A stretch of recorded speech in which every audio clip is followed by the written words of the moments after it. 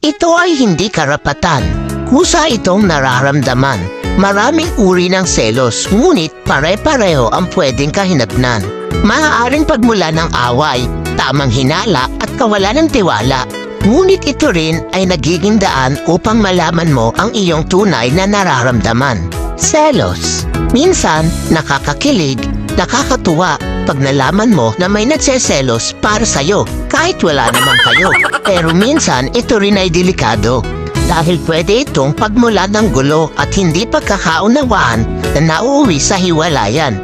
Kaya kung may asawa ka na o jowa, dumistansya ka sa taong alam mong pagseselosan ng partner mo.